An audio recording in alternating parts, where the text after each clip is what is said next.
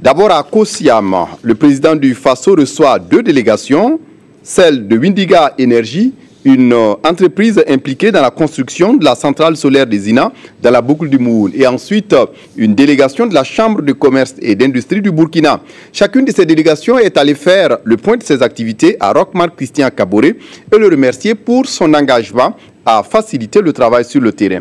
On fait le point avec Suleiman Sanou et Oumar Zombré.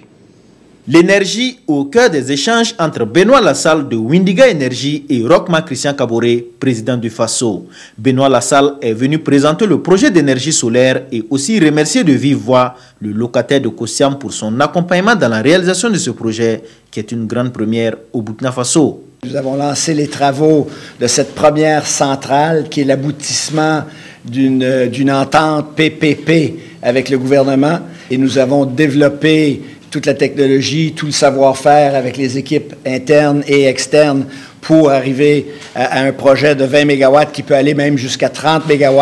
Les deux hommes ont aussi abordé la question de l'énergie thermique. Un projet est en vue afin de permettre au Burkina de passer le cap du thermique. Il y a 2 types d'énergie. Il y a l'énergie alternative qui est l'énergie solaire qui est en appoint. Il y a l'énergie de base qui vient des centrales thermiques. Alors, on a discuté avec son Excellence le Président d'une stratégie pour aussi l'énergie de base en remplacement de l'énergie thermique. Après la délégation de Windiga Energy, c'est au tour de la délégation spéciale de la Chambre de commerce, de l'industrie et de l'artisanat burkinabé d'être reçue.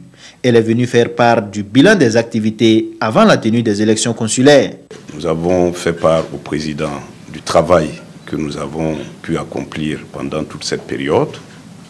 Nous lui avons indiqué les principales réformes que nous avons introduites dans les textes et nous lui avons fait aussi comprendre que le processus électoral a été lancé. Le porte-parole de la délégation a aussi annoncé que les élections consulaires auront lieu le 13 novembre prochain et l'installation des nouveaux membres 2 semaines après.